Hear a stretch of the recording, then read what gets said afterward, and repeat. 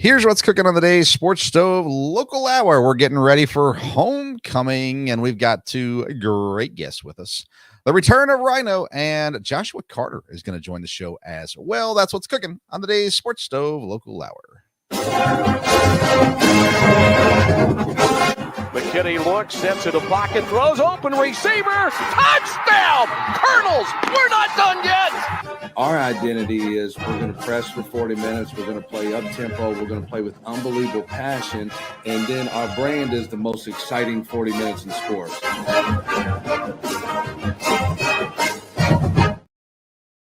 Welcome in to an all-new edition of the Sports Stove Local Hour presented by All Around Roofing. If you have any needs on the exterior of your home, you need to call All Around Roofing, whether it be your roof, your siding, windows, whatever it may be. Gutters, that's included as well. It's All Around Roofing that can help you. Let's see here. allaroundroofingky.com is the website to find out more information. It's Thursday night, so you know it's time to talk EKU football. I'm Vince Stover, joined as I am every week by the one and only Jonathan Duff. How you doing, Duff? I'm doing all right. How you doing? Doing good, man. I have to admit, it's been a long day. Worked pretty hard today, and so winding down for the evening, and excited for the show, of course, as well. And man, there's just so much craziness going on. Me and Dad last night had a show, and we talked about college football, and everything in college football right now is kind of wild, for sure. You guys, on the other hand, are coming off of two tough road trips. Finally getting to come home again where you guys are still perfect.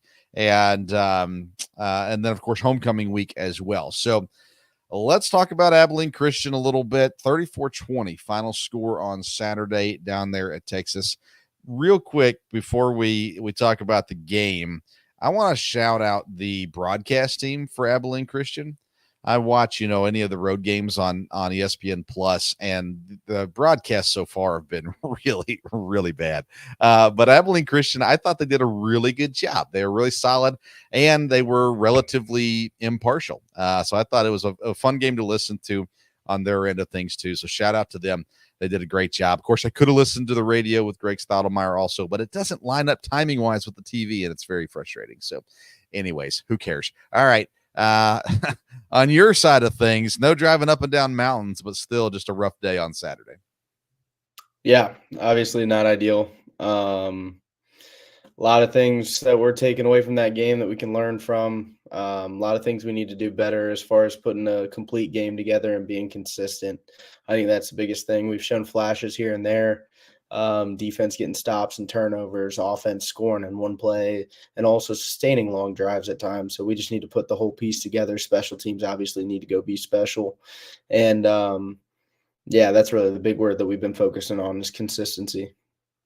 Yeah, I mean, you look at, some of the individual numbers. Of course, Marcus Calwise gets Freshman of the Week, and a great performance for him again, for sure. Daquan had another awesome game. He had a massive 75-yard touchdown, which was awesome as well. Joshua Carter, who will join us later, a really solid game again as well, and it continues to be just that steady piece back there in the backfield.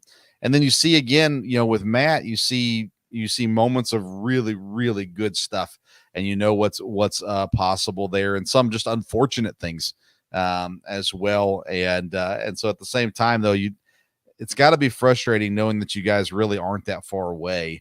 But the reality is you're running out of time. I mean, there's no doubt. There's no doubt in my mind how good this football team is and how much talent we have, and the fact that we can go out there and beat the best of the best and be the best of the best. So yeah, I mean, it gets really frustrating, especially in the moment, right after the game. But you know how football goes. You got to have that 24-hour rule and mentality when it comes to games like that and wash it, because you got another one coming up. And what we love to say is you can't let it beat you twice. And it's the reality of it. You can't dwell on it. You can't get in your feelings about it. You have to lock in for the next week because it's college football and every game's going to be a dogfight. So we got to just, learn from it, take all those lessons from that game, rinse it, and go be the best we can be for this week, and just go 1-0 each week for the rest of the year. Now, every loss stinks and stings. Is it always worse on the road, especially when you've got a flight or a bus ride that you got to get into after the loss, and you got to kind of stew in it maybe a little bit more than if you were back home? Yeah, I mean, like you said, every single one is the worst. But yeah, sometimes it does suck when you got a little extra travel where you got to sit there instead of maybe just going home and going to bed and kind of, being by yourself. You're kind of forced to be surrounded by everyone else. But yeah, just not the ideal situation to be in there following that game. You didn't get a whole lot of time on the field this week. Baker had 4 punts. Obviously you had some extra points and stuff as well. But what are those games like where you're just kind of like, it wasn't a ton of punts, so it's not like you were out there for that a lot. Field goals are few and far between this year, it seems like, in some games. So is it just simply cheer kind of? I don't mean this to sound negative. I don't think it does, but kind of being a cheerleader for your teammates, and is it other things that you're trying to do just to stay sharp?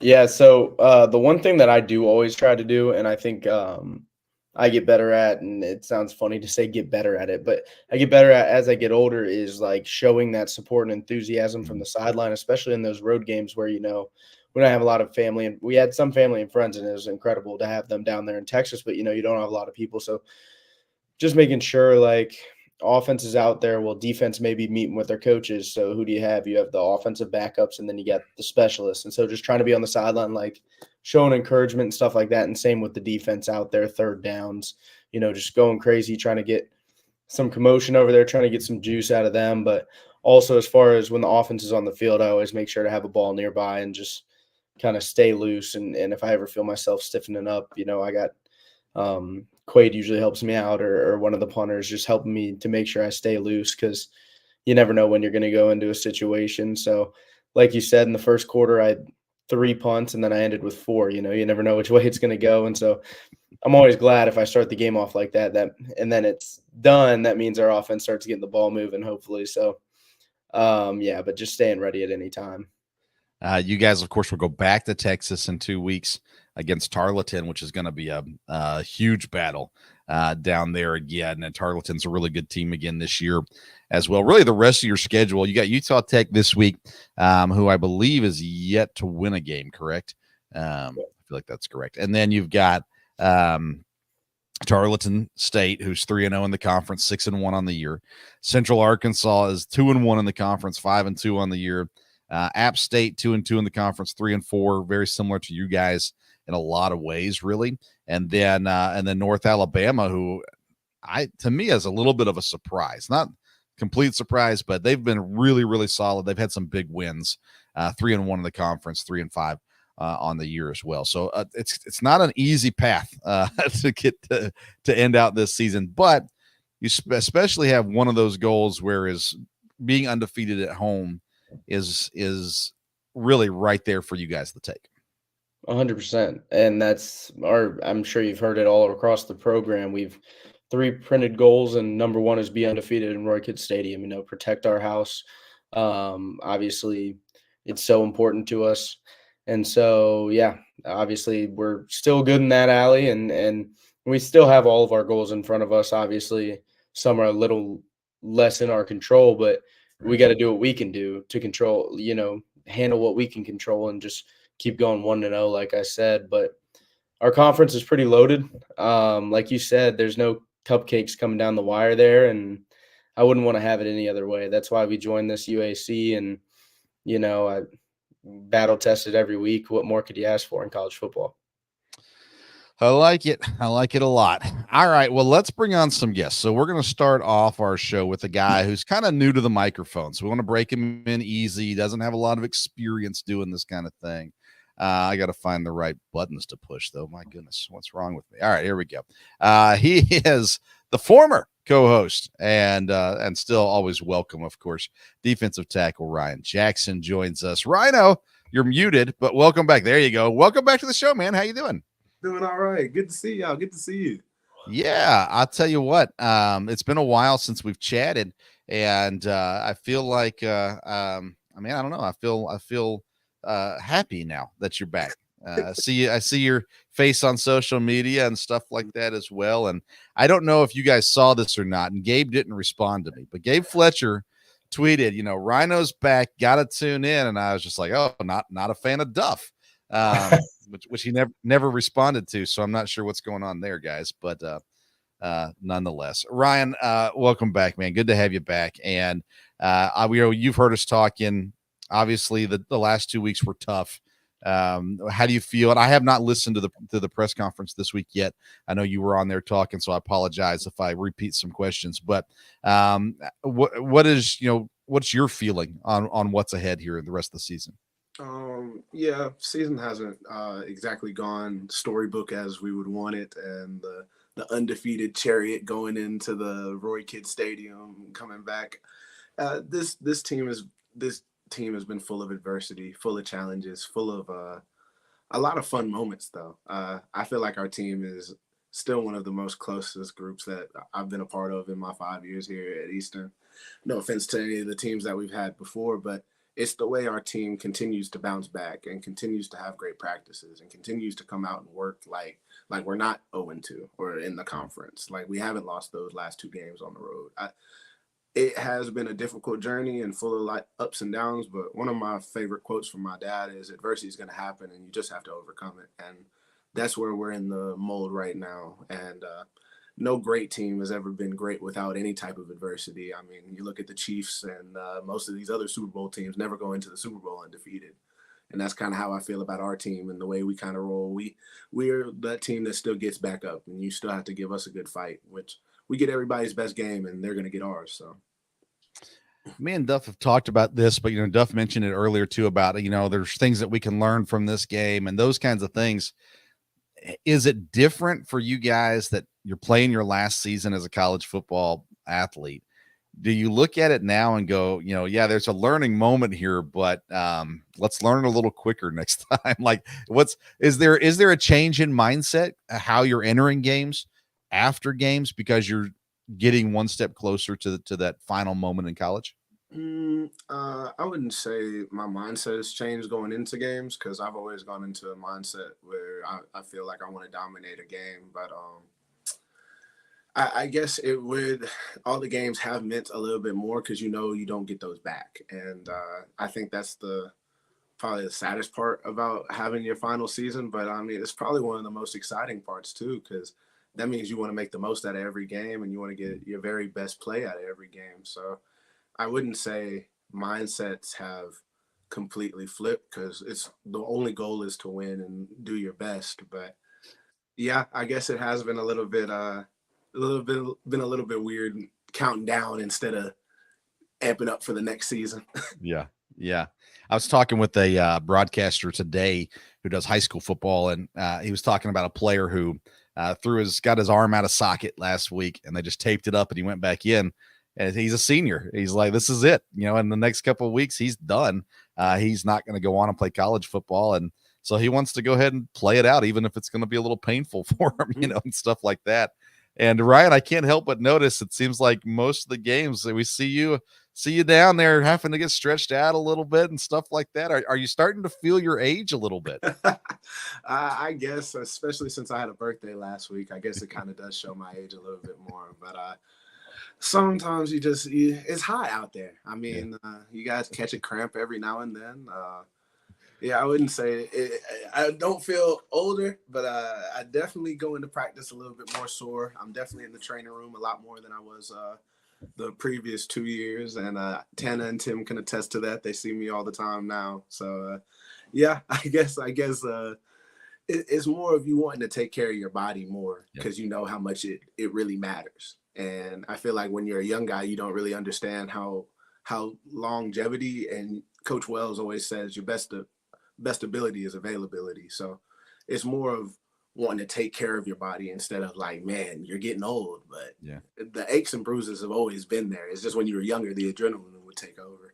Yeah, I hear that. I'm telling you, all I did was work today, and I'm sitting here limping around the house, I mean, but gracious, it's not fun getting older. Duff, what do you got lined up for Rhino tonight?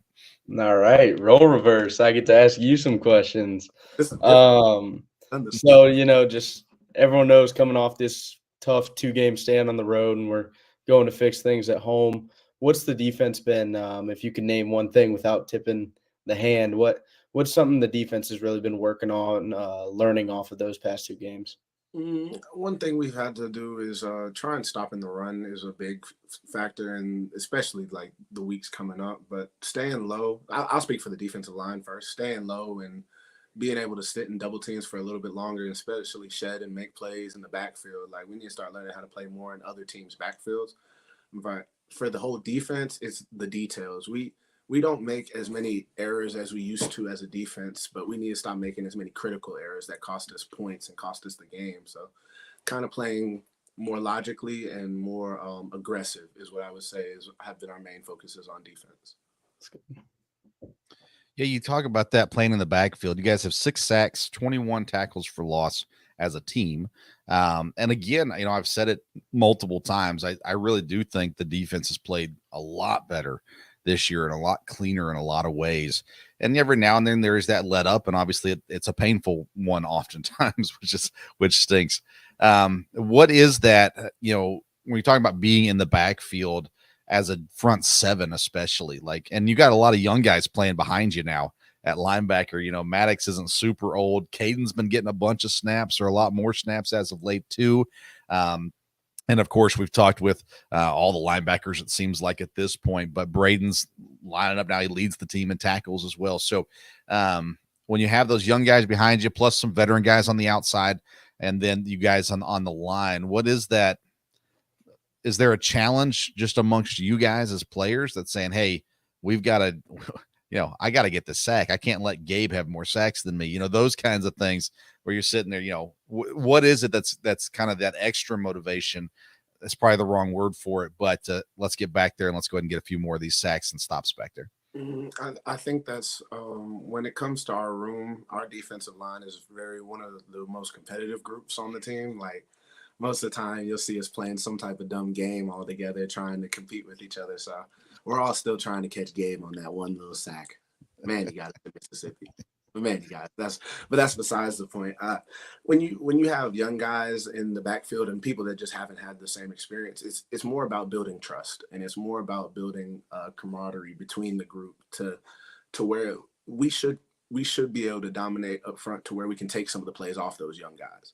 The young guys don't have nearly as much experience and nearly as much playing time as some of our guys up front, and even some of our guys on the perimeter, to where if we can make some of those big plays and get in the backfield, get a couple stops, not only will we affect the game positively for our team, obviously, but it will help those young guys be able to see something like that, to where they know if a lineman in the future, when they're older and they're the vets and they have a D-line in front of them, they can be like, hey, we need y'all to do this, or we need this from y'all.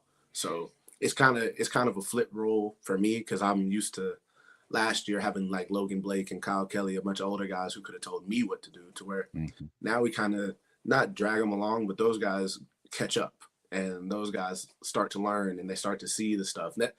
Now that they're 8 games in, they're all old now. They're all have experience now. So it's not as bad as it was when we first got started, but the guys learn and the guys grow, and they're all super duper talented in the back end, to where they can play with us. So making those big plays will help them out, but also seeing those big plays can let them know in the future what they should look forward to doing. I like it. When in the game this week, you got a deflection that Jaheim was able to pick off. For a while there, it had you in the stat book as an interception, and I was going to see if that one held or not. We've had a few disputes with the stat people this year, but nonetheless, that play there, you get the tip on it. Jaheim obviously gets the pick. How good of a feeling is it to turn around and go, all right, yeah, I helped do that? Well, I'll talk about Jaheim first, because me and him had a long, heated debate one time over that, because I remember walking back from the locker room, and he said, he was behind me. He said, "Who has Isaac Gray's number?" And I said, what do you need that for? And he said, "For some reason, they gave Rhino the pick." I'm like, "You realize you're talking to me, right? Like, I'm not going to give you his number now. What? I'm not getting that off the books." Well, I ended up sending the number anyway, because I felt like it was the right thing to do, I guess. Whatever. I have to go get my own pick. But being able to, for a guy like me in year 5, any big play you can make is exciting plays, and especially in the moment against the team that we were going against, where we could have got a little bit more momentum going. It was beautiful that Jaheim was just right there to make the play. I read it just right, tipped it up just right, and making big plays. And you can see how the excitement infuses our team, and that type of energy is what we need. So we need more big plays from me, and we need more like stunning, like showstopper plays. Like we need our superstars to be special. We need our special teams to be special. We need to see some cool plays like that. Not to get us going, but to bring the energy back, especially on the road like that. Turnovers are huge, and big plays and momentum swings are huge, especially on the road. Yeah, 4 interceptions on the season so far, again, as a team, 6 forced fumbles, 4 of which were recovered. And, you watch some of these, we talked with D-Bake earlier in the year about his pick, which was exciting there at home. Vito had a big interception return as well. Mike got his interception early in the year too. So when you look at these guys back there, I know you trust them and I know you believe in them. So what is that conversation like, not necessarily in the group setting, but individually with guys like Mike Smith, who's another veteran, back there too? What is that conversation like about, we've got to get this going on the front and on the back end? Well, all those picks and all the turnovers, we need to start turning those into touchdowns. I feel like that's one of the big conversations that not only the secondary had with us, but because blocking for them is another big deal in those scenarios. If we block it up right for Vito on his pick, it's a pick 6. Mm-hmm. And I think that's when the gears start shifting for our team. And that's when we start turning a new leaf. Like before, it felt like we didn't get a lot of turnovers. It felt like we got turnovers sparingly, but now that we're starting to produce more turnovers, we're starting to force fumbles and we're starting to make these big plays. We need to start turning some of these big plays into points. And I feel like the conversation between those guys is you better keep catching them. I mean, we're getting pressure enough to where they're going to throw you a couple. I mean, and we got special guys back there like Mike and Vito and Jaheim that are really good ball hawks. Even Jordan Thomas, too, has had a heck of a season to where we trust those guys significantly enough to where we want to rush the passer to give them a chance. And if we give them a chance, obviously we've seen what they can do with it. And like I said, I think the biggest thing that will take our defense to the next level is turning those turnovers into points. Nice. Duff, what else you got for Rhino?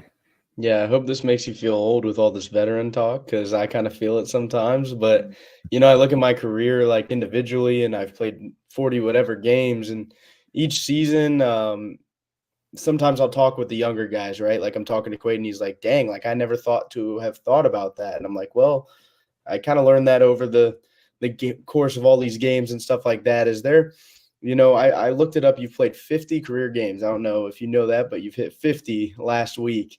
When you look at that and you think about each year, what's something that you wish you could have told your younger self? What's something that you've seen yourself grow with over the years, play recognition, stuff like that comes from that experience? I wish I would have told my younger self, don't be afraid to put your face in the fan. Don't be afraid to make mistakes. I felt like when in my younger days, I played a lot more pad out ball and I did all my assignments right. I tried to get 100% on every test. Sometimes you need to go make a play. Sometimes you need to go shoot your shot. And sometimes you need to go be special. And I feel like that's something I would have told my younger self to do a long time ago, is try and go be special instead of just trying to be average and trying to be okay and just trying to stay in your lane. Don't try and do anything to make anybody mad. It's okay.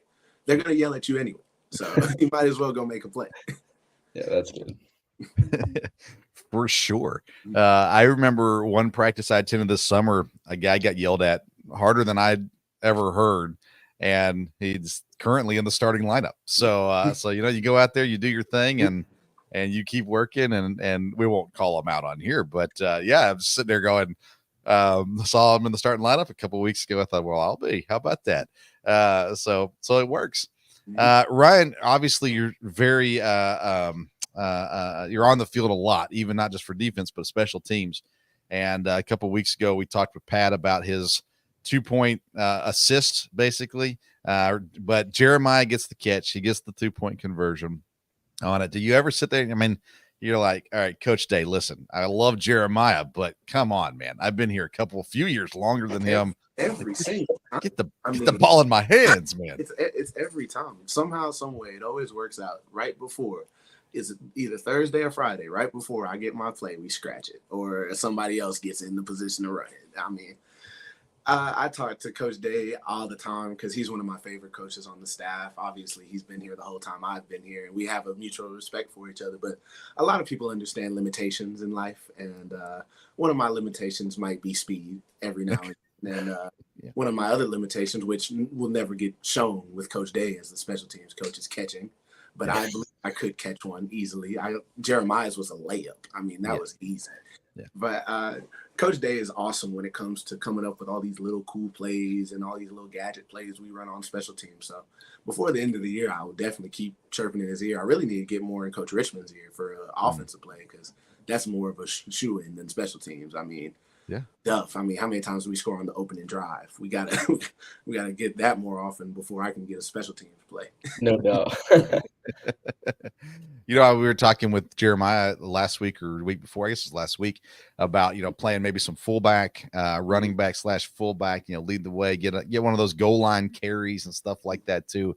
So you talk to Coach Richmond and say, hey, I think I could be a help here. Right. You just give me an opportunity, because, maybe we got Josh coming on here in just a minute. Maybe you go, Josh was all right back there, but if you give me the ball, give me the rock, I can make it happen. Tired. I mean, he needs a little sub every now and then. Just a little sub every now and then. Especially on the goal line. We need a goal line package. Yeah. Agreed for sure. Duff, anything else for Ryan? I got one more. This guy right here, Ryan Jackson, convinced me to come to EKU.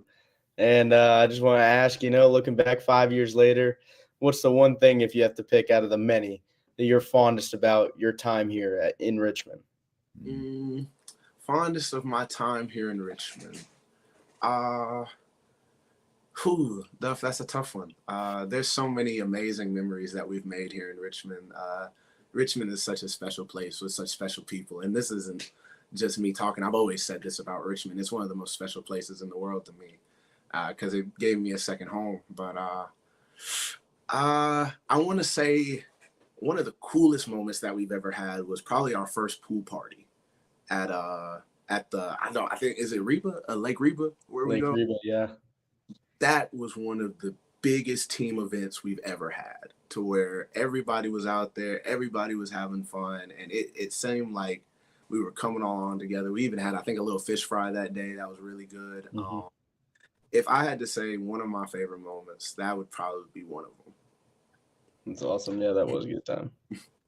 Well, we have a plan, Ryan. We don't have a place and a time yet, but we have a plan. Once the football season's done, we're going to sit down with you guys that have been here came in together and been around for a while. Sit down together. I actually I'm going to be talking with someone about a location next week, and once we get that kind of all figured out, we'll figure it out as soon as the season's done, and we'll get you guys in a room together, let you guys share some stories and laugh together and have a good time together as well. And I'm just going to sit there and listen. But Ryan, of course, you've been a part of this program, and we always appreciate you and your help to this program along the way, of course, as well. Do you have any questions for Duff before we say bye to you? Actually, I don't have that many questions because I didn't think of any, but I forgot a moment. I actually have 3 great moments. I got to see 3 of my friends receive athletic scholarships at one point in time. My buddy Duff here, Ethan Bendarzik, is another great one. And the moment we shared with Brad Gurley has to be one of the most special moments of my career, because I was one of the first people that got over there and went to go hug him, because he worked extremely hard for that moment. And that was another one of my best moments. And he was the one when his mom came in, right? Yes. Yeah. That's awesome. That's awesome. So cool. Well, Ryan, we're going to be out there this weekend cheering you guys on. Looking forward to homecoming, hopefully getting back in that win column, and of course, staying undefeated at home as well and fighting forward. You guys, we talked about it. Duff mentioned it, not as much in control, but the reality is if you win out, you're beating the teams you got to beat. You might need a little bit of help with Tarleton, so they'll need to lose again, but it'll put you in a really good spot here and 2 straight wins. So looking forward to that, of course, as well. Ryan, always appreciate you, man. Thanks for coming on tonight, and we'll see you on Saturday. Okay. Of course. Thanks for having me. Yeah. Ryan, Jake. See you, bro. Love him, man. Ryan Jackson, EKU defensive tackle, former co-host of the Sports Stove Local Hour. He opened the door for you, Duff. I mean, my goodness, he cleared the way. So that's pretty cool. All right, let's bring on guest number 2 of the night. He is the running back, leading running back for EKU this year, having a phenomenal season. He's Joshua Carter. What's up, man? What's up? How we doing? Doing Little good. Duffy, Duffel What up, bad. Josh? What up? What's up? Oh man. Hey, heck of a year so far for you. Obviously, we've talked about it. The team, there's the losses and things aren't exciting and aren't great, but are you able to kind of step back a little bit and say, man, I'm really doing some things that I really wanted to do this year? To be really honest, I'm the type of player that's like, I'm realistic with myself, like I obviously acknowledge that, I'm doing pretty well this season, but I never really leave a game feeling like I did what I could, you know what I mean? So I always feel like there's more on the table. So I'm never really satisfied with the performance I'm having. Now, is it something is it going the way that I completely wanted to? Kind of, sort of, you know what I mean? Now we can have more production, and that's kind of my goal, is just to never be satisfied with what I'm putting on tape right now. Well, right now you're averaging 78 yards a game. You've got 6 touchdowns. You've got I'm trying to see the numbers wise. You've got about 50% of the carries, if not more than that, with Braden Latham, of course, as well. And you've also caught some passes along the way too, doing some things there. 13 catches, 97 yards there as well. Great write-up about you this week on the EKU website, and that's a great write-up there. I'm assuming Isaac did that. Yeah, he But did. He did. yeah. So, I mean, you're looking at it here. You go, okay, 2 straight losses, painful losses, road losses. What do you guys got to do to get back on track this week? Just get our focus back right. That's one of the biggest things, in my opinion. I just feel like we get to the point where we take a team to the edge, and we don't necessarily push them over. You know what I mean? That's just, we got to be able to focus for 60 minutes in the game, and if we need to be. But that's something that sometimes we just let it slip away from us when it gets time to be the most bold player you can be the most bold unit and all that type of stuff. And shoot, just encouraging each other. You know what I mean? Sometimes you don't know what somebody needs to hear. You never know when somebody's their confidence isn't as high as it needs to be to to just perform the way that they're capable of. So those are the 2 things that I can see for myself, that I would say that we could sharpen our tools on that.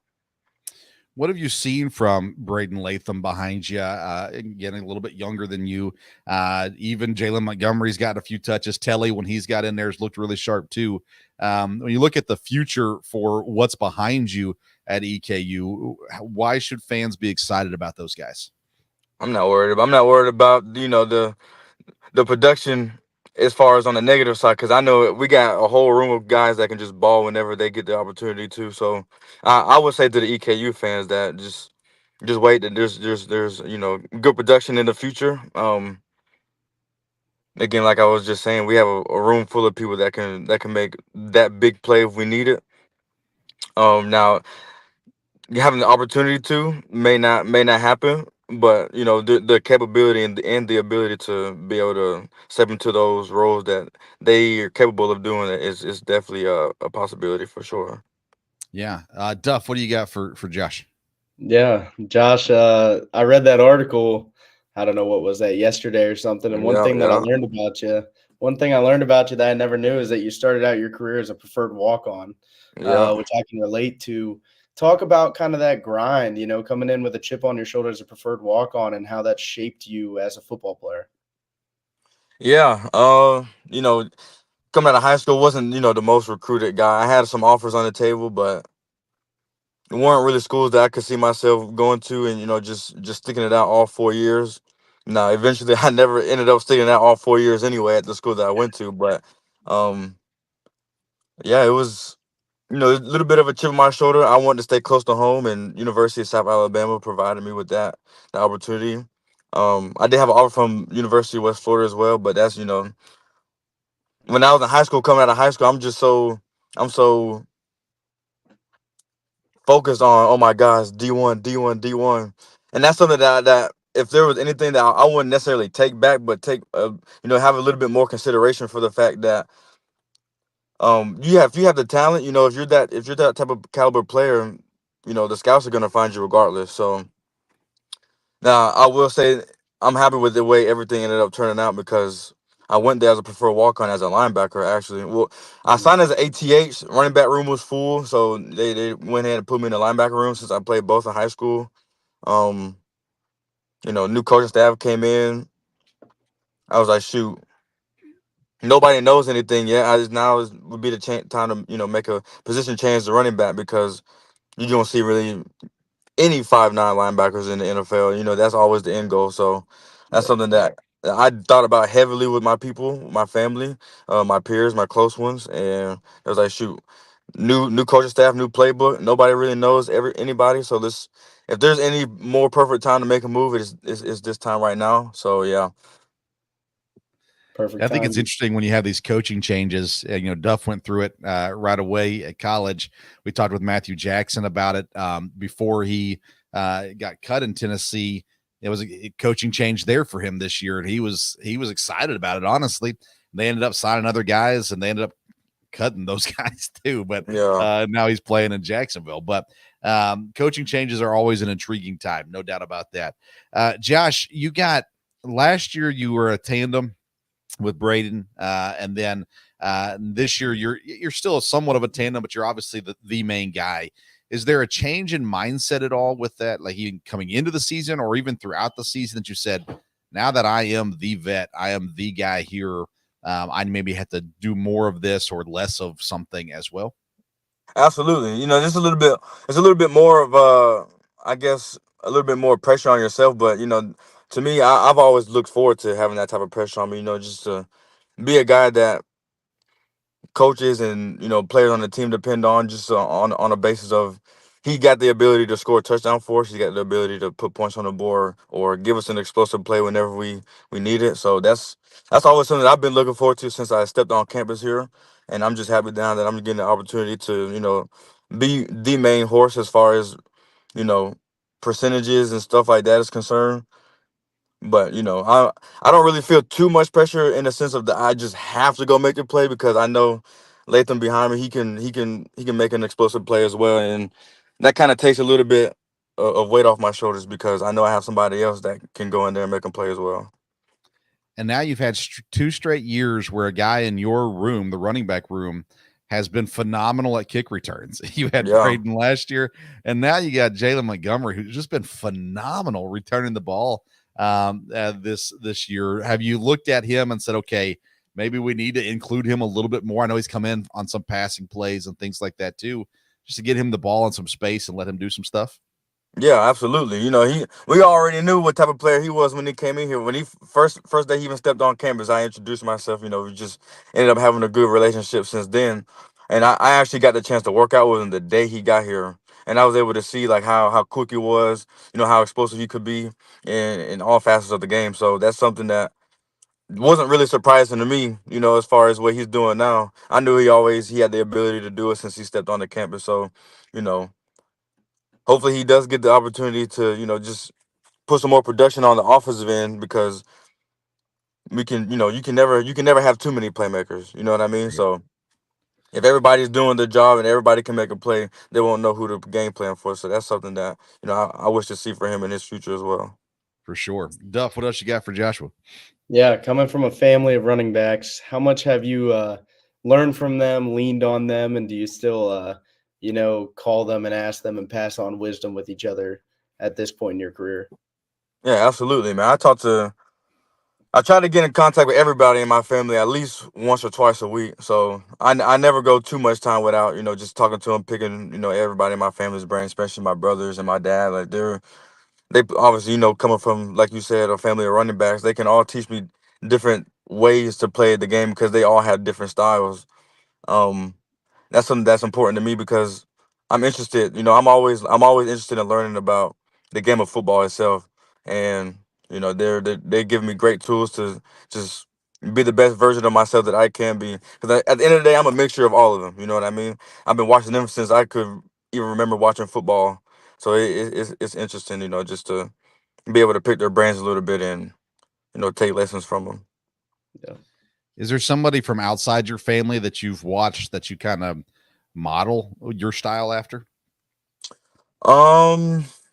Yeah, I mean, growing up, my dad's favorite player is Emmitt Smith, but me and all my brothers, we all love watching Barry Sanders. Like that's Yeah. somebody that I always used to, you know, not necessarily look up to in the sense of just him being my idol or anything, but his ability to be just make a defender miss is that's something that I've always admired. And because if you make somebody miss, make that highlight play or whatever it is, that strikes fear in the defense's heart. That strikes fear in the individual's heart. Somebody that makes them a little bit uncomfortable in open space. So that's something that, I would say that if there's anything that I try to model, it would be a little bit of Barry Sanders and That's shoot. that's a pretty good one. Yeah, for sure. Yeah. Do you have this when you get through, you break through the front line and you kind of get into the secondary? Do you ever get like excited, start licking your lips a little bit when you see a corner back there that you go, "Oh yeah, no, I got this guy," or safety or something like that? Yeah, I mean, yeah, a little bit. Honestly, just because it's an opportunity to get in the end zone, so that's something that's always gonna happen. If any opportunity I get to get a touchdown, I'm gonna be licking my chops regardless. Yeah. Now, it always is. It is fun, just being in the open field because you don't really have too much to worry about. You can set up the defender any way that you really want to, set them up. So that's something that I believe that's the funnest part of football to me is just making somebody miss or just having the ability to work in open space. I like it. I like it. Duff, anything else for Joshua? Yeah, I got one more actually because I just thought of this, and not a lot of people. I mean, obviously, I'm at practice every day, so I get to see this firsthand. But Josh is one of the hardest workers on our team, whether it's in the weight room or on the field.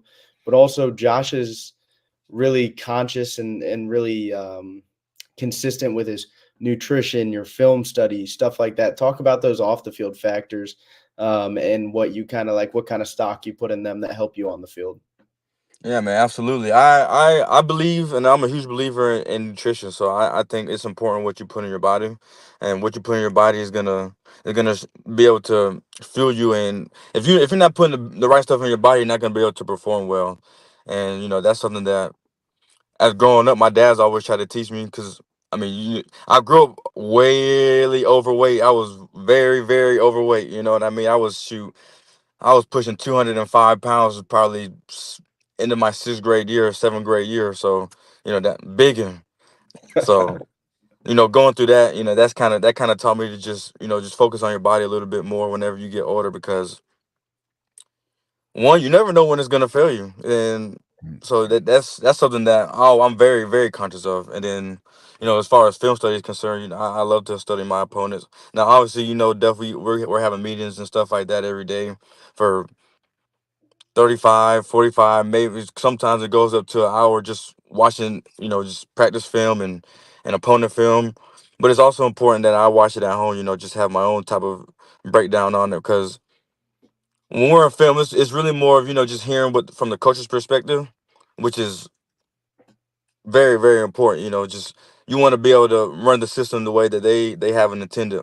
And then going home, watching it myself, just seeing what I can see from my personal ability, putting myself in this situation, seeing what the defense likes to do, what their tendencies are, what they do in certain situations, where they are on the field, down the distance, time on the clock, that type of stuff. So yeah, I take pride in watching film in the off, in my off time, and just trying to break down their opponent as much as I can. No doubt. And all that due diligence is paying off for you right now. Absolutely, I appreciate it. Joshua, is there on the opposing teams? Do you ever make it a point to go talk to the other running backs or anything like that? Do you care about any of that kind of stuff, building Uh, relationships? not really, not too much, honestly. Now I will say this last game I did approach the running back from over there because he's been doing a phenomenal job this year too. Um, we ended up just wandering by each other, which is the weird thing. But to be completely honest, I don't really just try to make it a point to just try to connect with other running backs, which honestly, in retrospect, I should. because you never know who you're gonna be teammates with in the future, or it's in this day and age, it's really about connections. You'll never know who they know, so that's Yeah. something that I should definitely be a little bit more conscious of in the future. Well, I know you guys got some really good running backs coming up on your schedule in the next couple of weeks for sure as Absolutely. well. All right. Well, man, listen, I'm really excited for you. You're having a great season. We're looking forward to this weekend against Utah Tech homecoming and everything there as well. And hopefully, like I say, getting back in the win column there as well. But Joshua, you're like I said, you're having a phenomenal season. We're excited for you, excited for the opportunities that you've earned and that you've gotten, and excited to see where it goes the rest of the season as well. So appreciate you, man. Appreciate you coming on the show Absolutely. today. I appreciate you having me. Yeah, no problem. Joshua Carter, running back, EKU there. And again, man, just a heck of a season. And I know I know me and Ryan talked about this early in the summer when Sloan left, there was kind of this immediate kind of bummer feeling, very quickly. I was actually scheduled to interview someone on the staff that day. And then it got announced and I got a text message that said, "Hey, today's not a good day." I said, "Okay, all right, cool." But immediately I started thinking, and everyone said it was, "Hey, Josh is going to be just fine. Like we're still going to be really good at the running back position." And I was really more concerned about the return game. And like I said, Jalen comes in and he's been phenomenal at that too. So it's pretty cool to see that room just continue to just be restocked. Oh yeah, it's been an asset to our teams for as long as I've been here. That team or that room has been one of the most loaded on the team. And like you said, I mean, obviously B Sloan's a blow. He's a great playmaker and a great guy to have in the locker room. He's an awesome guy, awesome teammate. But Josh had a body of work last year as well that you could look at it and see, like, there was no doubt in anyone's mind that Josh was very capable of being a workhorse and a lead back. And then you got guys like Latham and Montgomery that came in, and Telly, like you said, who shined in the time that he got in touches. And so there's a lot of playmakers in that room, and there's no shortage of talent. That's for sure. For sure. And we're excited to see them shine this weekend. 3:00 kickoff at Roy Kidd Stadium for Utah Tech homecoming game. Of course, there's stuff going on all day long. I got an email today about driving, parking, all that kind of stuff. A lot of stuff happening around homecoming at EKU this weekend. But you really don't have an excuse to not be at the game this weekend. So make sure you come out. I know my family will be there. We got another family coming as well. And come out and support these guys. And this is an important part of the season, and there's no reason to stop supporting now. Shout out to Steve. He says he's on his way this weekend down from Indy as well. So lots to cheer on this weekend, and should be a pretty nice day for football, according to my weather app, at least as well from there. So Duff, what is the mindset this week? Is it come out and do your job? Is it come out and just absolutely dominate? Like, what's the mindset coming into this weekend? Yeah, I mean, obviously there's been a bad taste in our mouth, but kind of what our theme is and our message is, come out and execute. Know your job, do your job, and then we always say, offense be dominant, defense be suffering, special teams be special. And and then, like I said, the big theme of the week has been consistency in our performance. And so putting all those pieces together, being able to be at home with a lot of familiarity in terms of schedule and Roy Kidd Stadium, which is just so important to us. I can't emphasize that enough. Those are the messages, and just it's been a long week in the sense of just tired of sitting on this one and ready to just go out and play the next game. I know for me, it feels like it's been forever since Saturday. Like, I don't know about you guys, but that's what it feels like for me. Without getting into specifics, can we expect to see something new this week from EKU football?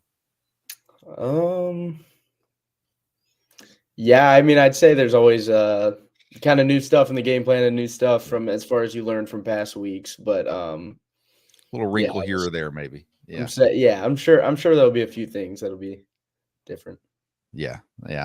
Well, I'm looking forward to it, man. Like I said, it's been 2 weeks, 3 weeks, I think, since the last home game because you guys had the bye week, also the off week too. So been a while, but you guys will return for Utah Tech, then another road. You're basically home and away the rest of the way, back and forth.